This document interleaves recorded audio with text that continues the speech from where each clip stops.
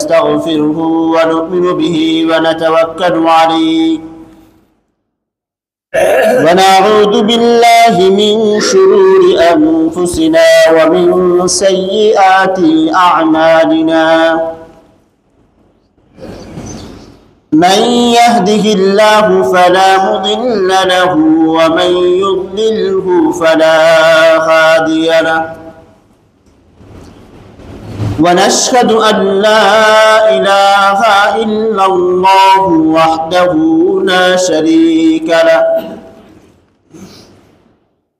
ونشهد أن سيدنا وسندنا وحبيبنا ومولانا محمدا عبده ورسوله أما بعد فقد قال الله تبارك وتعالى في كلامه المجيد لن ينال الله لحومها ولا دماؤها ولكن يناله التقوى منكم وقال تعالى إنا أعطيناك الكوثر فصل لربك وانحر إن شانئك هو الأبتر وعن شداد بن أوس قال سمعت النبي صلى الله عليه وسلم من قتل عصفورا عبسا عج إلى الله يوم القيامة يقول يا رب إني فلانا قتلني عبسا ولم يقتلني لمنفعة أو كما قال عليه الصلاة والسلام صدق الله العلي العظيم وصدق رسوله النبي الكريم ونحن على ذلك من الشاهدين والشاكرين والحمد لله رب العالمين الحمد لله আল্লাহ রাব্বুল আলামিনের অসংখ্য শুকরিয়া আল্লাহ রাব্বুল আলামিনের সবচেয়ে গুরুত্বপূর্ণ একটি বিধান পবিত্র হজের আনুষ্ঠানিকতা আজকে শুরু হয়ে গিয়েছে এবং কুরবানির ঈদও আমাদের সামনে জিলহজ মাসের দিনগুলো শুরু হয়েছে অনেকেই জিলহজের উদ্দেশ্যে রোজাও রেখেছেন তো আল্লাহ রাব্বুল আলামিন আমাদেরকে এতগুলো নিয়ামত দান করেছেন এই জন্য আমরা কালিমাতুশ শুকরিয়া আদায় করি আলহামদুলিল্লাহ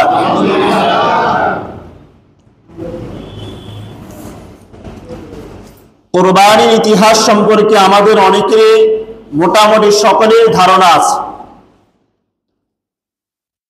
এবং কুরবানির মাসাইল নিয়ে আমরা কিছু কিছু আলোচনা করে ফেলেছি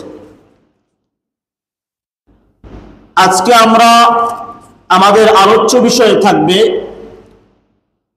সামনে যে কুরবানি আসছে এই কুরবানিতে যে পশুগুলো আমরা জবাই করব এই প্রাণীদের সম্পর্কে ইসলামের বিধান কি ইসলামের মূল্যায়ন কি ইসলামে প্রাণীদেরকে কিরকম কি পর্যায়ে মূল্যায়ন করেছে এবং কুরবানি যে আমরা করতেছি এতগুলো পশুতে আমরা জবাই করব এটা কি অমানবিক কোনো আচরণ নাকি আল্লাহ তাআলার পক্ষ থেকে একটা মানবিক বিধান আজকে আমরা এই সম্পর্কে আলোচনা করব মুহতারাম হাজিরিন আজকে আমাদের এই আলোচ্য বিষয় নেওয়ার উদ্দেশ্য হলো কুরবানির সময় আসলে আমাদের দেশের কিছু তথাকথিত নাস্তিক মুক্তমনা সুশীল সমাজ বিভিন্ন মিডিয়াতে বিভিন্ন লেখনীতে তারা প্রকাশ করতে থাকে যে কুরবানির সময় এতগুলো প্রাণী হত্যা করা হয় আর প্রাণী হত্যা সবচেয়ে বড় মহাপাপ সুতরাং কোরবানি এটা একটা অমানবিক আচরণ। ইসলামের মতো একটা শান্তিপূর্ণ ধর্মে অসাম্প্রদায়িক আচরণ করা এটা মুসলমানদের সাথে যায় না। অর্থাৎ পুরা বছর তাদের প্রাণীদের প্রতি মূল্যায়ন না থাকলেও এই সময় তাদের প্রাণীদের প্রতি মায়া একদম জাগ্রত হয়ে যায়। যখন সমালোচনা করতেছে তখনও বসে বসে ওই হোটেলে বসে বসে গ্রিল অথবা মুরগির কোনো কাবাব অথবা গরুর কোনো ফ্রাই তারা খাচ্ছে আর এই সমালোচনা করতেছে। এই জন্য আজকে আমাদের এই আলোচ্য বিষয় নিয়ে আলোচনা করা প্রয়োজন। আল্লাহ রাব্বুল আলামিন প্রাণীদেরকে সৃষ্টি করেছেন এতটুকু নয়, বরং কোরআন কারীমের দ্বিতীয় নম্বর সূরা সূরা বাকারা গরুর সূরা নামে একটা সূরা নাযিল করেছে। সূরাতুল আনআম চতুষ্পদ জন্তুর নামে সূরা, সূরাতুন নামল পিপিলিকার নামে সূরা, সূরাতুন নাহল মৌমাছির নামে সূরা, সূরাতুল আনকাবুত মাকড়সার নামে সূরা, সূরাতুল ফিল হাতির নাম দিয়ে সূরা আল্লাহ তাআলা নাযিল করেছেন। এর দ্বারা বোঝা যায় অবশ্যই প্রাণীদের মূল্যায়ন ইসলামে আছে। এছাড়াও কোরআন ও হাদিসের মধ্যে অসংখ্য আয়াত হাদিস পাওয়া যায়। সূরা আনআমের 5 নম্বর আয়াত থেকে আল্লাহ তাআলা প্রাণীদের কয়েকটি উপকারিতা সম্পর্কে আলোচনা করেছেন। قال الله تبارك وتعالى والأنعام خلقها لكم فيها دفء ومنافع ومنها تأكلون। আল্লাহ রাব্বুল আলামিন বলেন তিনি চতুষ্পদ জন্তুগুলো সৃষ্টি করেছেন। এর 1 নম্বর উপকারিতা হলো লাকুম ফিহা দিফউন, এই প্রাণীগুলোর চামড়া দ্বারা তোমাদের জন্য গরম এবং শীতের পোশাক তৈরি করা হয়। দ্বিতীয় নাম্বার হলো ওয়ালাকুম ফিহা মানাফিয়া, এই প্রাণীগুলোর অনেক উপকারিতা রয়েছে। ওয়া মিনহা তাকুলুন, তৃতীয় নাম্বার হলো এই প্রাণী দ্বারা তোমরা ভক্ষণ করো, তোমাদের খাদ্য আহরণ করো। ওয়ালাকুম ফিহা জামালুন হিনা তুরিহুনা ওয়া হিনা তাসবাহুন, আল্লাহ তাআলা বলেন এই প্রাণীগুলোকে সকাল বেলায় যখন তোমাদের ঘর থেকে চরণভূমিতে নিয়ে যাও, যখন জমিনের মধ্যে নিয়ে যাও এই প্রাণীগুলোর সৌন্দর্য ফুটে ওঠে। আবার যখন তোমরা তোমাদের ঘর থেকে ওয়াহিনা তাসরাহুন, ঘর থেকে সন্ধ্যাবেলায় জমিন থেকে যখন ঘরে নিয়ে আসো তখন এই প্রাণীগুলোর সৌন্দর্য ফুটে ওঠে। وتحمل أثقالكم إلى بلد لم تكونوا بالغيه إلا بشق الأنفس إن ربكم لرؤوف رحيم। আল্লাহ তাআলা আরো বলেন এই প্রাণীগুলো তোমাদেরকে এমন এমন জায়গায় নিয়ে যায় যে জায়গায় তোমরা পায়ে হেঁটে যেতে অনেক কষ্ট হয়ে যাইতো। এই ঘোড়ার মাধ্যমে, এই উটের মাধ্যমে, গাধা খচ্চরের মাধ্যমে তোমরা দূর দূরান্ত সফর করো। والخيل والبغال والحمير لتركبوها وزينة ويخلق ما لا تعلمون। আল্লাহ তাআলা আরো বলেন এই গাধা ঘোড়া খচ্চর গুলো এগুলোর মধ্যে তোমরা আরোহণ করো, এগুলো থেকে তোমরা খাও, এগুলো তোমাদের সৌন্দর্য। কোরআনের এই আয়াত দ্বারা বোঝা যায় যে প্রাণীগুলো দ্বারা আল্লাহ তাআলা আমাদেরকে উপকৃত করেছেন এবং বিভিন্ন প্রাণী এত মূল্যবান দামি যা আমরা কবুতর আমাদের ঘরের মধ্যে পালি। ঘোড়া আরবের মানুষগুলো তাদের ঘোড়া হলো সবচেয়ে বড় দামি জিনিস। তো আল্লাহ তাআলা এই প্রাণীগুলোর মাধ্যমে মানুষের খাদ্যের ব্যবস্থা করেন, মানুষের জীবিকা নির্বাহ করার ব্যবস্থা করেন। এবং আমরা যত খাবারই আমাদের ঘরের সামনে থাকুক, যদি একটু গোস্ত না হয় তখন আমাদের কাছে ভালো লাগে না। এবং চিকিৎসা বিজ্ঞান সম্পর্ক তারাও বলে যে সবজির মাধ্যমে যতটা উপকারী তার চাইতে গোস্তের মধ্যে বেশি উপকারিতা রয়েছে। এই জন্য আল্লাহ তাআলা এই প্রাণীগুলোকে মানুষের মূল্যায়নের জন্য, মানুষের সেবার জন্য বানিয়েছেন।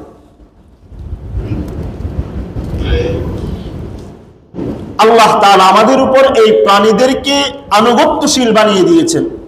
এই জন্য রাসূল সাল্লাল্লাহু আলাইহি ওয়াসাল্লাম এক হাদিসের মধ্যে বলেন, আন আবি হুরায়রা রাদিয়াল্লাহু তাআলা আনহু قال قال رسول الله صلى الله عليه وسلم إياكم أن تتخذوا ظهور دوابكم منابر।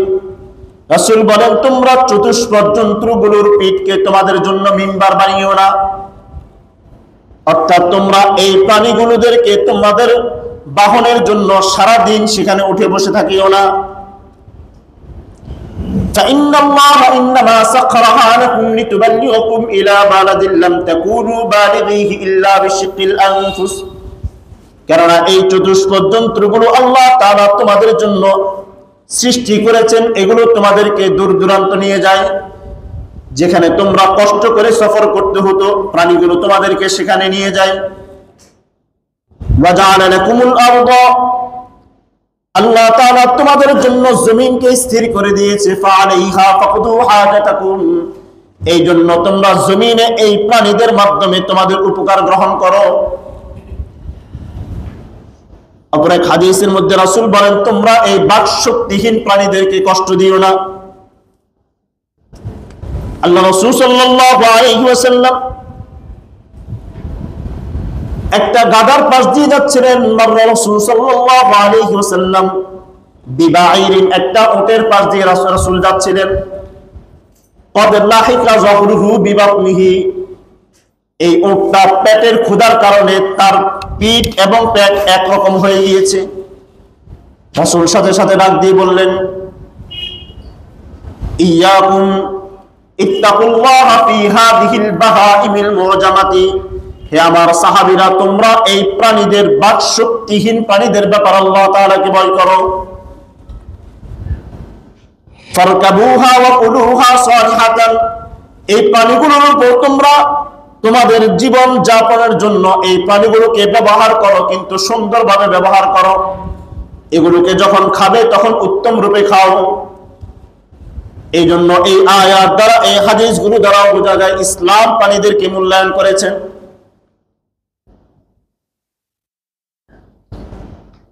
ইসলামের মধ্যে আল্লাহ তাআলা এবং রাসূল সাল্লাল্লাহু আলাইহি ওয়াসাল্লাম প্রাণীদেরকে কষ্ট না দেওয়ার জন্য হাদিসের মধ্যে বলে দিয়েছেন যে এরা বাকশক্তিহীন প্রাণী, এদেরকে কোনো ধরনের কষ্ট দেওয়া যাবে না। এই জন্য যখন এদের উপর আরোহণ করবে অথবা এদেরকে খাওয়ার জন্য প্রস্তুত করবে, তো এদের সাথে সুন্দর ব্যবহার করো। তো আজকে যারা প্রাণীদের প্রতি এত দয়া দেখাচ্ছে,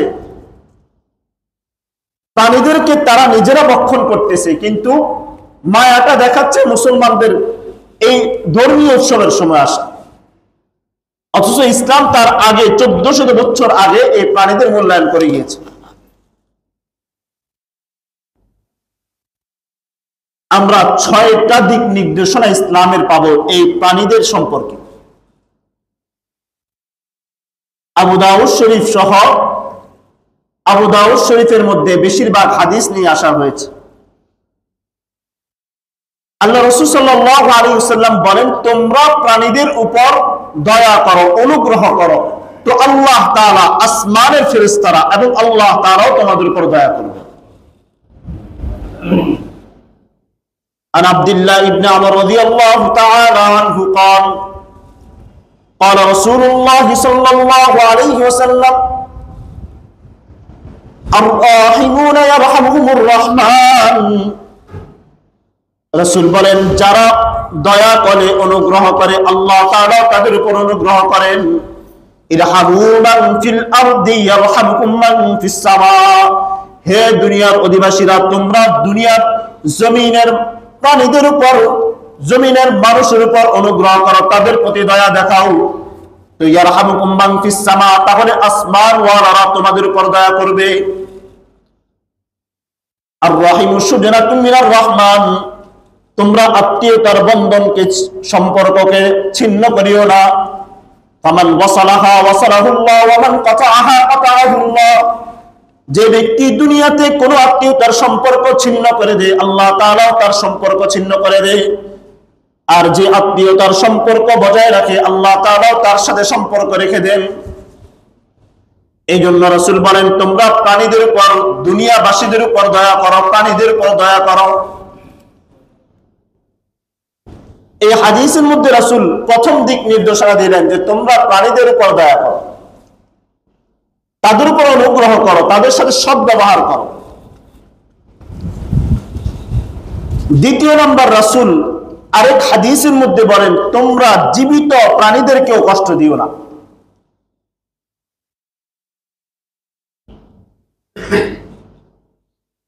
একজন সাহাবী আছে, তার নাম হলো আবি ওয়াকিদ আল-লাইসি।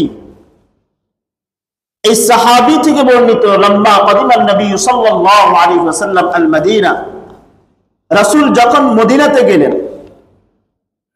তো সেখানে যাওয়ার পরে রাসূল দেখলেন যে মদিনার মানুষগুলো ওয়াহুম ইয়াজুবুনা আসনিমাতাল ইবিলি ওয়া ইয়াকতাউনা আলিয়াতাল গনাম, রাসূল গিয়ে দেখলেন যে মদিনার মানুষ জীবিত ওটের কুজের থেকে গোশত কেটে কেটে খাচ্ছে এবং তারা বকরি সহ বিভিন্ন প্রাণীদের পিছনের রাস্তা থেকে, পিছনের থেকে গোশত নিয়ে, নিতম্ব থেকে গোশত নিয়ে তারা কাঁচা গোশত নিয়ে খাইতেছে। আল্লাহ রাসূল সাল্লাল্লাহু আলাইহি ওয়াসাল্লাম সাথে সাথে বললেন মা কুতিয়া মিনাল বাহিমাতি ওয়া হিয়া হাইয়াতুন ফাহিয়া মাইয়িতুন, এই জীবিত প্রাণী থেকে যে ব্যক্তি খাবে তো মৃত প্রাণীদের থেকে খাওয়ার মতোই, অর্থাৎ মৃত প্রাণীদের থেকে কোন গোশত খাওয়া যেরকম হারাম, জীবিত কোন পশু জীবন্ত থাকা অবস্থায় ওই প্রাণী থেকে এভাবে কেটে কেটে খাওয়া হারাম। অর্থাৎ তোমরা এই প্রাণীদেরকে কষ্ট দিও না। শুধু জীবিত পশুদেরকে কষ্ট না দেওয়া, রাসূল আরেক হাদিসের মধ্যে বলেন অহেতুক কোন প্রাণীকেও কষ্ট না দেওয়া। عن انس بن مالك رضي الله تعالى عنه قال كنا اذا نزلنا منزلا, আনাস ইবনে মালিক বলেন যখন আমরা কোথাও অবতরণ করতাম, কোথাও প্রাণীদেরকে নিয়ে, উট ঘোড়া নিয়ে আমরা কোথাও সফর করতাম, লা নুসাব্বিহু হাত্তা নাহুল্লার রিহাল, তো আমরা যতক্ষণ পর্যন্ত ওই প্রাণীদের পিঠের উপর বোঝাই করা আসবাবপত্র না নামাতাম ততক্ষণ পর্যন্ত আমরা নামাজ আদায় করতাম না। সাহাবাই কেরাম উটে করে বোঝাই বহন করে আসবাবপত্র নিয়ে গিয়েছেন, কিন্তু ওই প্রাণীদের কষ্ট হয়ে যাবে এই জন্য সফরে গিয়ে সর্বপ্রথম আসবাবপত্র নামাতেন, তারপরে নামাজ আদায় করতেন। এই পরিমাণ দয়া সাহাবাই কেরামদের অন্তরের মধ্যে ছিল। কিন্তু আজকে আমরা যাদেরকে দয়া দেখাচ্ছে, যারা আমাদের উপর দয়া প্রদর্শন করতেছে, আসলে তারা প্রাণীদেরকে মূল্যায়ন করে না, বরং মুসলমানদের এই ধর্মীয় উৎসব তাদের কাছে অ্যালার্জির মতো হয়ে গেছে।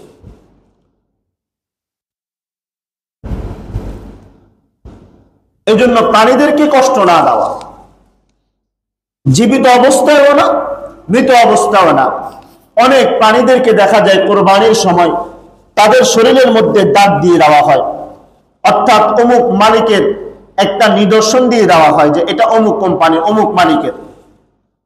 আল্লাহ রাসূল এটাও নিষেধ করেছেন যে তোমরা প্রাণীদেরকে শরীরের মধ্যে দাগ দিও না। হযরত জাবির রাদিয়াল্লাহু তাআলা আনহু থেকে হাদিস, আন জাবির রাদিয়াল্লাহু তাআলা আনহু قال قال رسول الله صلى الله عليه وسلم مر عليه بحمار, আল্লাহ রাসূল সাল্লাল্লাহু আলাইহি ওয়াসাল্লাম একটা গাধার পাশ দিয়ে যাচ্ছিলেন, قد وثق في وجهه, যে গাধার চেহারার মধ্যে দাগ দিয়ে দেওয়া হয়েছে। এটা দেখার পর রাসূলের অন্তরের মধ্যে ব্যথা জাগ্রত হলো। রাসূল ওই সাহাবীকে জিজ্ঞেস করলেন আমা বালারাকুম, হে আমার সাহাবীরা তোমাদের কাছে কি আমার এই সংবাদ পৌঁছে নাই? আন্নী ক্বাদ লাআনতু মান ওয়াসামাল বাহিমাতা ফি ওয়াজহিহা আও দারাবা ফি ওয়াজহিহা, আমি রাসূল তো ওই ব্যক্তিদের উপর লানত করেছি, অভিশাপ দিয়েছি যারা প্রাণীদের চেহারার মধ্যে দাগ দেয়, শরীরের মধ্যে দাগ দেয়, যারা প্রাণীদের শরীরের মধ্যে আঘাত করে, প্রাণীদের মুখের মধ্যে আঘাত করে। রাসূল বলেন আমি তাদেরকে লানত করেছি, অভিশাপ দিয়েছি। তোমাদের কাছে কি এই সংবাদটা আসেনি? তোমরা কিভাবে প্রাণীদের উপর আঘাত করলে, কিভাবে প্রাণীদের চেহারার মধ্যে দাগ দাও? যারা প্রাণীদের চেহারার মধ্যে দাগ দিবে আল্লাহ তাআলা তাদের উপর লানত করবে। এবং সাহাবী রাসূল বলেন আমি নিজেও তাদের উপর লানত করি। একজন সাহাবী হযরত শাদ্দাদ ইবনে আউস রাদিয়াল্লাহু তাআলা আনহু তিনি বলেন যে আমি রাসূল থেকে দুটো জিনিস শিখেছি, দুটো জিনিস রাসূল আমাকে শিক্ষা দিয়েছেন। কি সেই দুইটা জিনিস?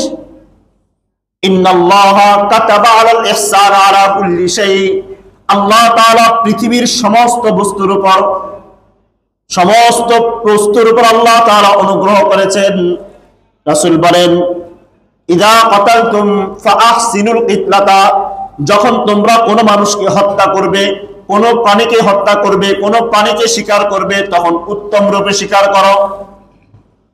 ওয়া ইযা যাবাহতুম ফাআহসিনু যিবহা, যখন তোমরা প্রাণীদেরকে জবাই করবে তখন জবাই করার সময় উত্তম ভাবে করো।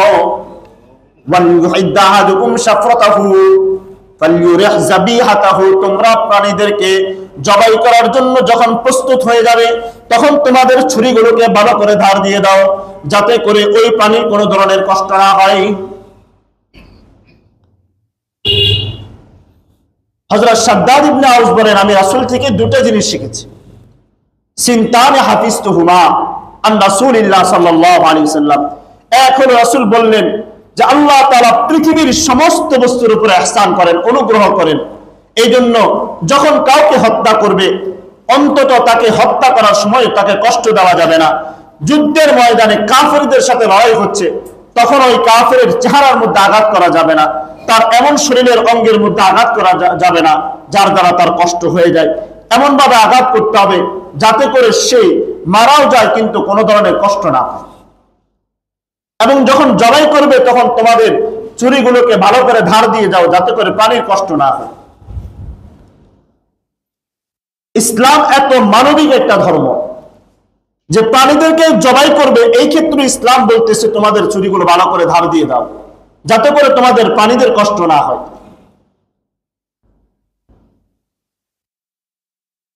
এই জন্য এই হাদিসগুলোর মধ্যে প্রথম হাদিসের মধ্যে বলা হয়েছে, রাসূল বলেছেন যে প্রাণীদের উপর রহম করলে আল্লাহ তাআলাও রহম করেন। দ্বিতীয় নাম্বার জীবিত পশুদেরকে কষ্ট না দেওয়া। তৃতীয় নাম্বার অহেতুক প্রাণীদেরকে কষ্ট না দেওয়া। চতুর্থ নাম্বার প্রাণীদের শরীরের মধ্যে কোনো ধরনের দাগ না দেওয়া। আর পঞ্চম নাম্বার যে আল্লাহ তাআলা রাসূল বলেছেন তোমরা যখন জবাই করবে তখন জবাই করার সময় তোমাদের প্রাণীদেরকে উত্তম ভাবে যাতে করে ওই প্রাণীটার কষ্ট না হয় ওভাবেই জবাই করবে।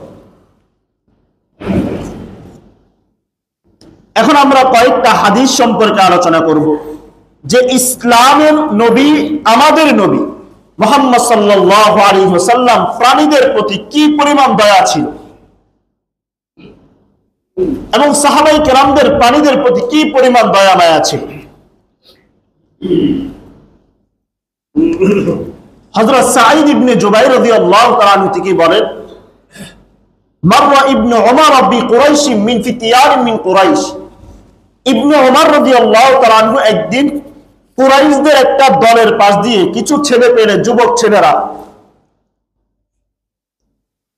ছেলেরা এরকম দুষ্টামি করতেছে, ইবনে উমর তাদের পাশ দিয়ে যাচ্ছিলেন। ইবনে উমর দেখতে পেলেন যে ওই যুবক ছেলেরা তারা একটা চড়ুই পাখিকে এভাবে ধরে তারা এভাবে চড়ুই পাখিটাকে বেঁধে রেখেছে আর দূর থেকে তারা তীর নিক্ষেপ করতেছে। তো কখনো তীরটা পাশে পড়তেছে, একটা এ পাশে পড়তেছে আর একটা ও পাশে পড়তেছে। তখন লোকেরা দেখার পরে ওই ছেলেরা যখন ইবনে উমর রাদিয়াল্লাহু তাআলা আনহুকে দেখলো তখন তারা সাথে সাথে দূরে সরে গেল। ইবনে উমর রাদিয়াল্লাহু তাআলা আনহু জিজ্ঞেস করলেন মান ফাআলা হাযা, এই প্রাণীর সাথে এই আচরণটা কারা করেছে?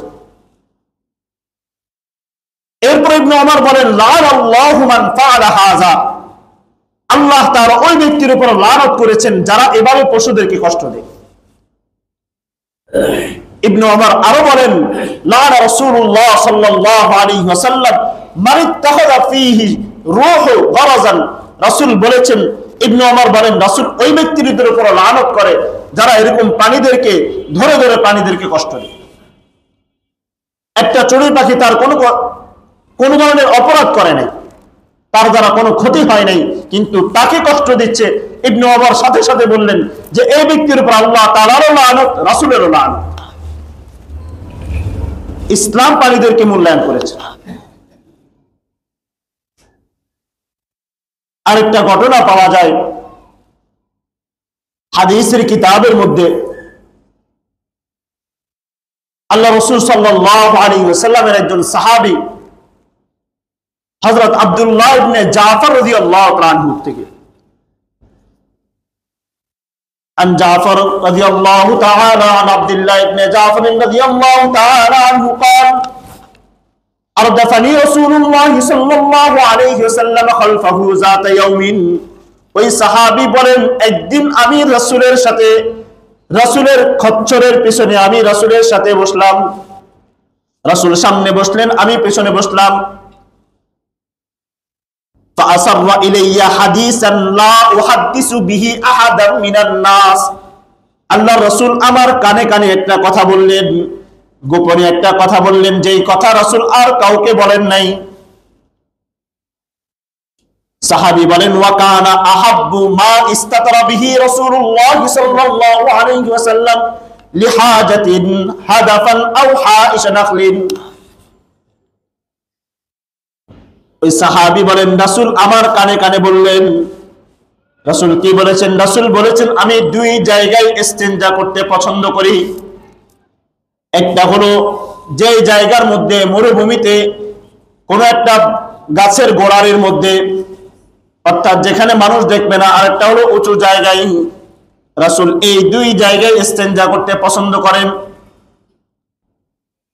মরুভূমির মধ্যে থাকার কারণে ওই সাহাবী আব্দুল্লাহ ইবনে জাফর রাদিয়াল্লাহু তাআলা আনহু বলেন, আল্লাহ রাসূল সাল্লাল্লাহু আলাইহি ওয়াসাল্লাম ইস্তেনজার জন্য একটা আনসারীর বাগানে গেলেন।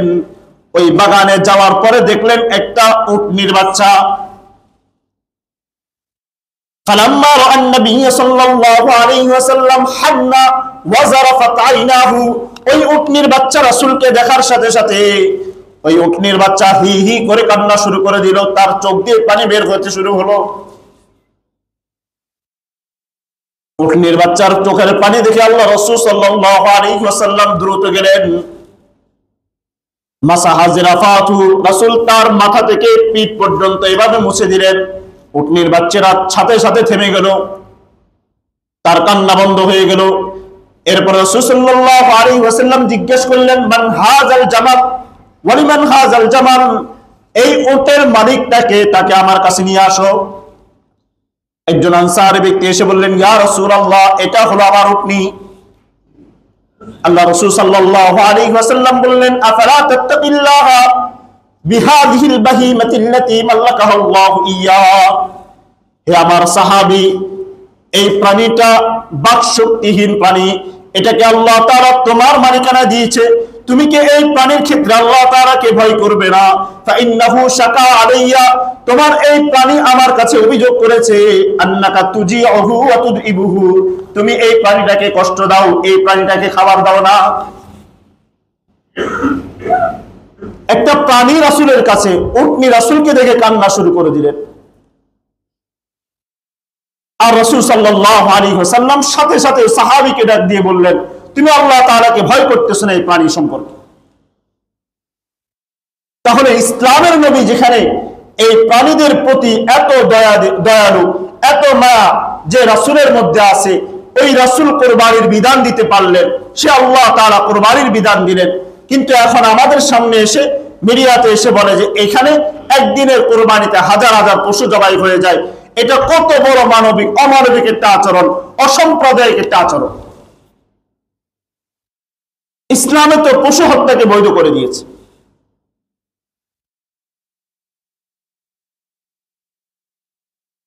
আরেক হাদিসের মধ্যে রাসূল সাল্লাল্লাহু আলাইহি ওয়াসাল্লাম বলেন, মান কাতালা উসফুরান আবাসান, যে ব্যক্তি অন্যায়ভাবে একটা চড়ুই পাখিকে হত্যা করবে, ওই চড়ুই পাখি কাল কিয়ামতের দিবসে আজ্জা ইলাল্লাহি ইয়াউমাল কিয়ামা, ওই চড়ুই পাখি আল্লাহ তাআলার কাছে বলবে, ইয়া রাব্বি ইন্নী ইন্না ফুলানান কাতালানি আবাসান, হে আল্লাহ, ওই যে অমুক ব্যক্তি আমাকে অনর্থক কোনো কাজ ছাড়া কোন অযথা কারণে আমাকে হত্যা করেছে, সাথে সাথে ওই প্রাণী আল্লাহ তাআলার কাছে বিচার দিবে।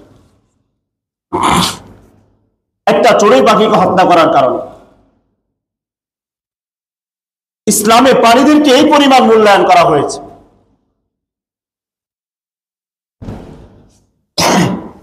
অপর এক হাদিসের মধ্যে পাওয়া যায়, হযরত আব্দুল্লাহ ইবনে আব্দুর রহমান রাদিয়াল্লাহু তাআলা আনহু তিনি তার বাবা থেকে বর্ণনা করেন যে আমি একদিন রাসূল সাল্লাল্লাহু আলাইহি ওয়াসাল্লামের সাথে সফরে ছিলাম। ফান্তালাকা লিহাজাতিন, রাসূল তার ইস্তিনজা প্রয়োজন পূরণের জন্য বের হয়ে গেলেন। ফারাআইনা হুমরাতান মাআহা ফারখান, আমরা একটা চড়ুই পাখি দেখলাম যে চড়ুই পাখির সাথে দুটা বাচ্চাও আছে। সাহাবী বলেন ফাআখাযনা ফারখাইহা, আমরা চড়ুই পাখিটাকে রেখে বাচ্চাগুলোকে নিয়ে নিলাম। ফাজাআতিল হুমরাতু ফাজআলাত তাফরুশু, ওই প্রাণী ওই চড়ুই পাখিটা মাথার উপরে এসে বারবার আওয়াজ করতেছে আর ঘুরতেছে। রাসূল প্রয়োজন শেষ করে বের হয়ে আসলে দেখলেন যে চড়ুই পাখিটা বারবার কান্না করতেছে। রাসূল জিজ্ঞেস করলেন এই প্রাণীটাকে কে বিরক্ত করলো, কে বিব্রত করলো? সাহাবী বললেন ইয়া রাসূলুল্লাহ, আমি করেছি। রাসূল বললেন রুদ্দু ইলাইহা ওয়ালাদাহা, তাড়াতাড়ি তার বাচ্চাদেরকে, তার বাচ্চাগুলো তার মায়ের কাছে ফিরিয়ে দাও। সাহাবী বলেন আমি পাশে আরেকটা পিপিলিকার গর্ত, পিঁপড়ার গর্ত দেখলাম। ওয়া কারিয়াতা নারিন নামলিন, আমি একটা চড়ুই পিপিলিকার গর্ত দেখলাম। কদ হাররাকনাহা, যেটা আমি জ্বালিয়ে দিয়েছি। রাসূল সাথে সাথে বললেন লা ইয়ানবাগি আন ইউআযযিবা বিন-নার ইল্লা বিন-নার, কোন ব্যক্তির জন্য কোন প্রাণীকে আগুনে পুড়িয়ে মারা তার জন্য উচিত নয়, কারণ এটা আল্লাহ তাআলার বিধান। আল্লাহ তাআলাই মানুষকে আগুন দ্বারা জ্বালাবেন। এই জন্য আমরা অনেক সময় বলি যে আমরা প্রাণীদেরকে ইসলামের মধ্যে যে মূল্যায়ন দেওয়া হয়েছে, একটা বর্তমান উলামায়ে ফুকাহায়ে কেরাম বলেন যে ব্যাটের মাধ্যমে মশা মারা নিষেধ, কারণ ওখানে প্রাণীদেরকে জ্বালিয়ে দেওয়া হয়। ইসলামে প্রাণীদেরকে এই পরিমাণ মূল্যায়ন করেছে। বুখারী শরীফের আরেক হাদিসের মধ্যে পাওয়া যায়, হযরত আবু হুরায়রা রাদিয়াল্লাহু তাআলা আনহু বলেন যে গুফিয়া লিইমরাতিন মুমিসা, আল্লাহ তাআলা একটা বেশ্যা মহিলাকে, ব্যভিচারী মহিলাকে আল্লাহ তাআলা মাফ করে দিয়েছেন। কেন? মাররা বিকালবিন আলা রাসি রাকিয়িন ইয়ালহাস, ওই মহিলা একটা ক্ষুধার্ত কুকুরের পাশ দিয়ে যাচ্ছিল, তার ওই কুকুরকে দেখে তার হৃদয়ে মায়া জন্ম হয়ে গেল। সে সাথে সাথে ফানাজা খুফাহু, সে তার মোজাটা খুলে ফেললো। এরপর মোজাটা খুলে তার ওড়নার সাথে এভাবে বেঁধে তার ওই কাপড়ের মোজাটাকে, চামড়ার মোজাটাকে সাথে সাথে কূপের মধ্যে ফেলে সেখান থেকে পানি উত্তোলন করে ওই প্রাণীটাকে পান করানোর কারণে, কুকুরকে পান করানোর কারণে আল্লাহ তাআলা তার সমস্ত গুনাহগুলো মাফ করে দিয়েছে। এছাড়া আরো অনেক হাদিস পাওয়া যায় যেখানে প্রাণীদেরকে মূল্যায়ন করা হয়েছে। এখন কুরবানি, পশু হত্যা এবং পশু জবাই, এই দুটার মধ্যে পার্থক্য আছে। আমরা কুরবানি বলি আর উযহিয়াত, আল্লাহ তাআলার জন্য কোন প্রাণীর রক্ত উৎসর্গ করা, এটাকে উযহিয়া বলা হয়। এই জন্য ঈদুল আযহা বলা হয়, আর ফার্সি ভাষায় কুরবান বলা হয়। আর হিন্দুদের পরিভাষায় তারা কুরবানি বলে না, তারা বলে বলি দেওয়া। কোরআনে কারীমে আল্লাহ তাআলা সূরা হজ্জের মধ্যে বলেন লিকুল্লি উম্মাতিন জাআলনা মানসাকান, আমি প্রত্যেক ধর্মের মধ্যে কুরবানির বিধান রেখেছি। প্রত্যেক ধর্মের কথা আল্লাহ তাআলা বলেছে যে আমি প্রত্যেক ধর্মের মধ্যে কুরবানির বিধান রেখেছি। এবার আসে আমরা দেখি কোন কোন ধর্মে কুরবানি আছে। সাইয়্যিদুনা হযরত আদম আলাইহিস সালামের কুরবানি সম্পর্কে আমরা জানি, হাবিল কাবিল কুরবানি দিয়েছে। সূরা মাইদার মধ্যে আল্লাহ তাআলা বলেছেন ওয়াতলু আলাইহিম নাবা আবনাই আদম বিল হক ইয ক্বাররাবা কুরবান, আদমের হাবিল কাবিল দুইজন কুরবানি দিয়েছে। একজন কুরবানি আল্লাহ তাআলা কবুল করেছেন, আরেকজনের কুরবানি আল্লাহ তাআলা কবুল করেন নাই। তখন কুরবানির ধরন ছিল ভিন্ন। দ্বিতীয় নম্বর হযরত ইব্রাহিম আলাইহিস সালাম এবং ইসমাঈল, এই দুইজন নবী, ওনাদের কোরবানির ইতিহাস আমরা জানি যে আল্লাহ তাআলার পক্ষ থেকে কোরবানির বিধান আসলো। ইব্রাহিম আলাইহিস সালাম তার সন্তানকে জবাই করেছে, আল্লাহ তাআলা জবাই কোরবানিকে কবুল করে নিয়েছে। পৃথিবীর যতগুলো ধর্ম আসছে সমস্ত ধর্ম ইব্রাহিম আলাইহিস সালামের সাথে সম্পৃক্ত। ইহুদি, খ্রিস্টান এবং মুসলমান, এটাই হলো তিন ধর্ম। এছাড়া পৃথিবীর যতগুলো ধর্ম আছে সবগুলো বানোয়া। ইহুদি ধর্মে যারা আছে তারা ইব্রাহিম আলাইহিস সালামকে তাদের আইডল মনে করে, এবং যারা খ্রিস্টান তারা ইব্রাহিম আলাইহিস সালামকে তাদের ধর্মের গুরু মানে, এবং তারা এটাকে নিয়ে ঝগড়াঝাটিও করে যে নবী ইব্রাহিম হলো আমাদের। কোরআনে কারীমে আল্লাহ তাআলা বলেছেন, মা কানা ইব্রাহিম ইয়াহুদিয়্যা ওয়ালা নাসরানিয়্যা ওয়ালাকিন কানা হানিফা মুসলিমা। যে ইব্রাহিম না ইহুদি না খ্রিস্টান না অন্য কোন ধর্মের, ইব্রাহিম একনিষ্ঠ একজন মুসলিম। কিন্তু যেহেতু তারা ইব্রাহিম আলাইহিস সালাম এবং ইসমাঈল আলাইহিস সালামকে তাদের ধর্মীয় গুরু মানে, খ্রিস্টান এবং ইহুদি, এই জন্য তারা তাদের ধর্মের মধ্যে কোরবানি পাওয়া যায়। ইহুদি ধর্মের সবচাইতে বড় গ্রন্থ লেবীয় একটা গ্রন্থের নাম গুগলে গিয়ে সার্চ করলে সেখানে পেয়ে যাবেন। 13 নম্বর অনুচ্ছেদের মধ্যে তারা উল্লেখ করেছেন যে তাদের এই ধর্মের মধ্যে 5-7টা কোরবানি পাওয়া যায়। একটা পোড়ানো কোরবানি, একটা শস্য কোরবানি, একটা গুনাহের কোরবানি, আরেকটা হলো তাদের মাফের কোরবানি। এভাবে তারা যোগাযোগ কোরবানি, এভাবে তাদের ধর্মের মধ্যে 7-8টা কোরবানি আছে। এক এক কোরবানির ধরন এক এক রকম, এবং তারা এই ধর্মীয় উৎসব খুব আনন্দের সাথে গ্রহণ করে। এগুলো ইহুদি ধর্মের কোরবানি। খ্রিস্টান ধর্মের কোরবানি তাদের কিতাবুল মাকদিস, তাদের কিতাবের মধ্যে অন্যতম একটি কিতাব। এই কিতাবের মধ্যে তাদের লেখা হয়েছে সাইয়্যিদুনা ইব্রাহিম, ইউসুফ আলাইহিস সালাম এবং ঈসা আলাইহিস সালাম এবং মারিয়াম আলাইহিস সালাম যখন জন্মগ্রহণ করেছেন তখন থেকে তাদের জন্মদিন উদ্দেশ্য করে এই খ্রিস্টান ধর্মের মধ্যে তারা 2টা কবুতর জবাই করে। এবং গ্রিসের মধ্যে বর্তমানে অর্থোডক্স যে সমস্ত যে গির্জাগুলো আছে এগুলোতে এখনো পর্যন্ত এই রীতি, এই নীতি তারা মানে এটা তাদের ধর্মের কোরবানি, 2টা কবুতর জবাই করা।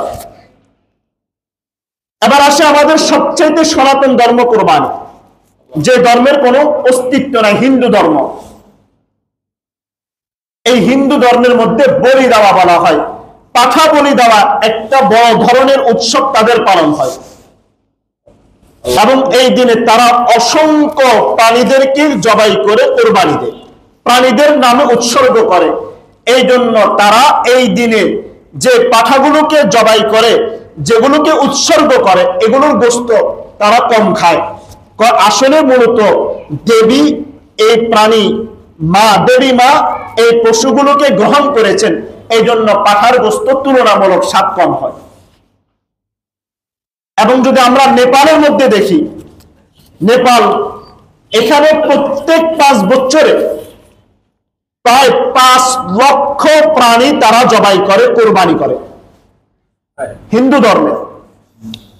এবং তাদের এই উৎসবের নাম গরিমা উৎসব।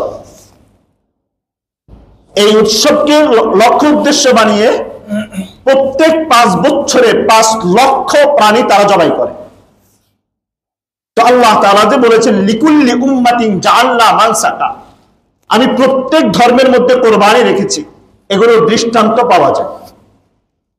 এখন আজকে আমাদের সমাজের মধ্যে যারা সুশীল, যারা নাস্তিক, যারা মুক্ত মনা, যাদের ভিতরে মানবতা এত বেশি উত্তাপ, তারা বলে যে পশু হত্যা হলো মহাপাপ। এখন যদি তাদেরকে জিজ্ঞেস করা হয় যে যদি পশু হত্যাই শুধু মহাপাপ হয়, তাদেরকে এটা জিজ্ঞেস করে যে পশু হত্যা মহাপাপ নাকি ধর্মীয় উৎসবের জন্য পশু হত্যা করা মহাপাপ, তারা বলবে ধর্মীয় উৎসবের জন্য পশু কোরবানি করা, পশু জবাই করা এটা মহাপাপ। এটা অনৈতিক। তার মানে হলো ধর্মীয় উৎসব ছাড়া এই প্রাণীগুলোকে জবাই করা যায়। তো যদি ধর্মীয় উৎসব ছাড়া জবাই করা যায়, তাহলে ধর্মীয় উৎসব তখন যদি অনৈতিক না হয়, তখন যদি অসাম্প্রদায়িক না হয়, তো ধর্মীয় উৎসব উপলক্ষে জবাই করলে কেন অসাম্প্রদায়িক হয়ে যায়? এটাকে বলা হয় ডাবল স্ট্যান্ডার্ডবাজি। এখন যদি তাদেরকে দ্বিতীয় প্রশ্ন করা হয় যে ঠিক আছে, পশু হত্যা করা মহাপাপ, প্রাণী হত্যা মহাপাপ, তাহলে আপনাদের প্রত্যেকটা খাবারের আইটেমের মধ্যে গরু আর মুরগি আর পান্তা ভাতের সাথে ইলিশ, প্রত্যেকটা প্রাণীর মধ্যে আল্লাহ তাআলা জীবন দিয়েছেন। এমনকি বর্তমানে যারা উদ্ভিদ নিয়ে গবেষণা করে, ডক্টর মোহাম্মদ শহীদুল্লাহ সহ যত ধরনের, জগদীশচন্দ্র বসু সহ যাদেরকে তারা আইডল মনে করে, তারাও বলেছেন গাছের মধ্যেও জীবন রয়েছে। তো গাছের মধ্যে যদি জীবন থাকে, তাহলে ওই গাছটাকে হত্যা করা তো জীব হত্যা। এখন তাদের বার্গার ছাড়া চলে না, তাদের কালো গুঁড়া ছাড়া চলে না, তাদের খাবারের মধ্যে মুরগি আর গরুর আইটেম না থাকলে খাবারে জমে না। বিয়ের উৎসব বলেন, ডিজি পার্টি বলেন, সব জায়গায় গরু আর মুরগির আয়োজন চলে। আর এরাই আবার পরবর্তীতে বলে যে কোরবানি উপলক্ষে মুসলমানরা পশু জবাই করে।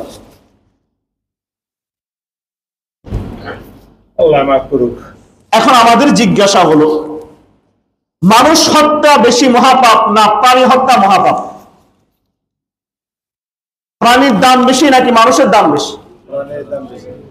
আল্লাহ তাআলা কোরআনে কারীমের মধ্যে বলেছেন, ইন্না আকরামাকুম ইনদাল্লাহি আতকাকুম ওয়া লাকাদ কাররামনা বনি আদম। আমি মানুষকে সবচাইতে সম্মানিত করেছি।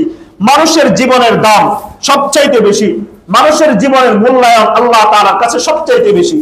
আর এরা বলে প্রাণী হত্যা মহাপাপ, কিন্তু এরাই আবার পরবর্তীতে দেখা যায় যাদের নাম আমাদেরকে নিয়ে আজকে বলে যে অমুক হলো আমাদের আইডল, অমুক হলো আমাদের সবচাইতে বড় লিডার, আমরা এদেরকে মানি। এরা তো কখনো প্রাণী হত্যা করে নাই, তাহলে মুসলমান কেন প্রাণী হত্যা করে? এখন বুঝতে হবে প্রাণী হত্যা তাদের কাছে মহাপাপ, তাহলে মানুষ হত্যা কোন মহাপাপের অন্তর্ভুক্ত, কোন পাপের অন্তর্ভুক্ত? আজকে আমরা যদি দেখি, সারা বিশ্বের মধ্যে সবচাইতে বেশি যারা মানুষ হত্যা করেছে, এই সমস্ত লিডারদের মধ্যে অধিকাংশের মধ্যে দুই একটা মুসলমান পাওয়া যায় না। আজকে আমরা যদি দেখি, সোভিয়েত ইউনিয়ন রাশিয়ার মধ্যে যখন সর্বপ্রথম কমিউনিস্টদের প্রধান নেতা লেনিন যখন ক্ষমতায় আসছে, তখন এই লেনিন তার ক্ষমতাকে পাকাপোক্ত করার জন্য 15,000 মানুষ হত্যা করেছে। আজকে যে অর্থনীতি নিয়ে আমরা পড়াশোনা করতেছি, ইকোনমিক্স নিয়ে পড়াশোনা করতেছি, যাদেরকে লিডার মনে হয় তার মধ্যে একজন হলে লেনিন, ভ্লাদিমির লেনিন। তার জীবনী দেখেন, সে 15,000 মানুষ হত্যা করেছে। এরপর লেনিনের ইন্তেকালের পরে 1932 সাল থেকে নিয়ে 1939 সাল পর্যন্ত যিনি রুশের, বর্তমান রাশিয়া, সোভিয়েত ইউনিয়নের প্রধান হয়েছেন, জোসেফ স্টালিন, সে তার ক্ষমতাকে পাকাপোক্ত করার জন্য, সে একা নিজে তার ক্ষমতাকে পাকাপোক্ত করার জন্য 30 থেকে 70 লাখ মানুষ হত্যা করেছে এই মাত্র অল্প কয়েক বছরে। 30 থেকে 70 লাখ মানুষ হত্যা করেছে। তো আজকে তো তাদেরকে মানবতা বিরোধী বলা হয় না, তাদেরকে তো অসাম্প্রদায়িক বলা হয় না। এরপর হিটলার যখন, তার মাধ্যমে যখন সে দ্বিতীয় মহাবিশ্বযুদ্ধ শুরু করে, এই হিটলারের মাধ্যমে প্রায় 7 থেকে 8 লক্ষ মানুষ দ্বিতীয় বিশ্বযুদ্ধে মারা গিয়েছে। এগুলোর সবচাইতে বড় লিডার ছিল হিটলার, এবং প্রত্যেকটা হত্যার জন্য হিটলার দায়ী। আর হিটলারের ব্যাপারে আমরা সকলে জানি, সে 60 লাখ ইহুদিদেরকে হত্যা করেছে। তো আজকে তাহলে তো তাদেরকে বলা হয় না তারা মানবতা বিরোধী, তারা তো মানুষ হত্যা করেছে, পশু হত্যার চাইতে জঘন্য। আজকে যদি আমরা দেখতে পারি, তো ইতালিয়ান, যাদেরকে আজকে ইউরোপিয়ান বলা হয়, এই ইউরোপিয়ানদের বড় একজন লিডার মাও তুং সিতু, সে 45 মিলিয়ন মানুষ হত্যা করেছে। এগুলো একটাও মামলা আপনি গুগলে গিয়ে সার্চ করে পেয়ে যাবেন। 45 মিলিয়ন মানুষ হত্যা করেছে। মুসালিনী, সে মানুষ হত্যা করেছে 4 লাখ। এবং আমাদের এই ভারত উপমহাদেশের একজন বড় রাজা ছিল, এই রাজার নাম ছিল অশোক। এই অশোক মানুষ হত্যা করেছে 1 লাখ। এই বেশি দূরে যাওয়া লাগবে না, কিছু কয়েক বছর আগে, বিগত 2 ক্ষমতার আগে ডব্লিউ বুশ, সে ইরাকে মানুষ হত্যা করছে 4 লাখ এবং আফগানিস্তানে 50,000-এর বেশি মানুষ হত্যা করেছে।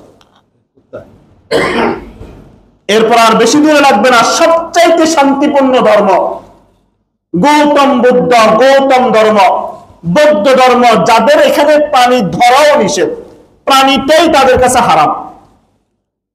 এই গৌতম বুদ্ধ, বৌদ্ধ ধর্মের আমাদের মায়ানমার থেকে 2017 সালের হিসাব অনুযায়ী বাংলাদেশে 7,23,000 মানুষ এই বাংলাদেশে আসছে, তাদের নির্যাতনের শিকার হয়।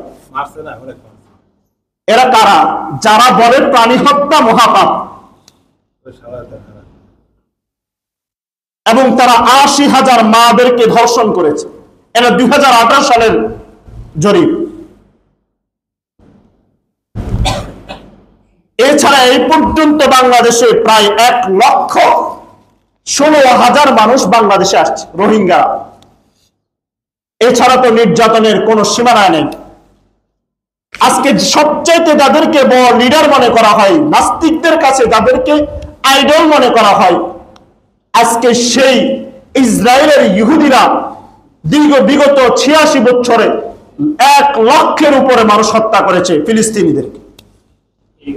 তাহলে আজকে যদি আমরা বলি যে পশু হত্যা, কোরবানি আসলে আমাদের পশু হত্যার প্রতি মায়া চলে আসে, মুসলমানরা পশু জবাই করে, তারা একদিনে লক্ষ লক্ষ পশু জবাই করে হত্যা করে ফেলে, তারা অমানবিক অনৈতিক আচরণ করে, এরা অসাম্প্রদায়িক।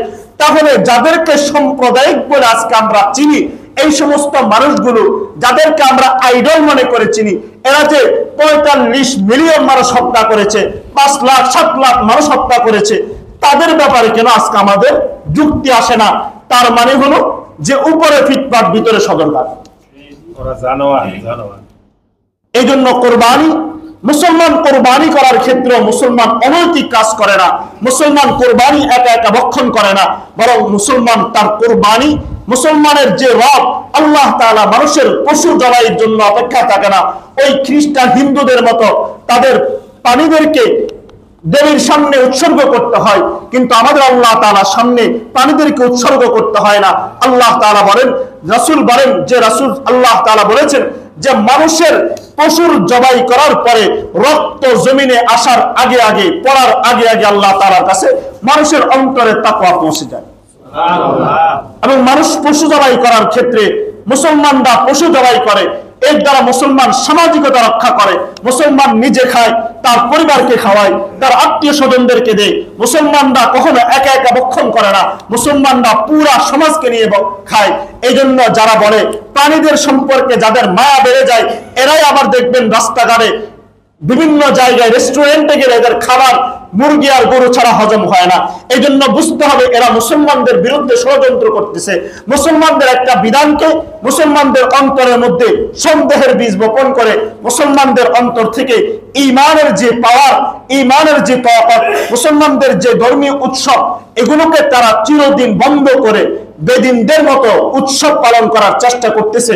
আল্লাহ রাব্বুল আলামিন আমাদেরকে সাইয়্যিদুনা হযরত ইব্রাহিম আলাইহিস সালাম এবং ইসমাঈল আলাইহিস সালামের মতো কুরবানি দেওয়ার তৌফিক দান করুন। ওয়া আখিরু দাওয়ানা আলহামদুলিল্লাহি রাব্বিল আলামিন।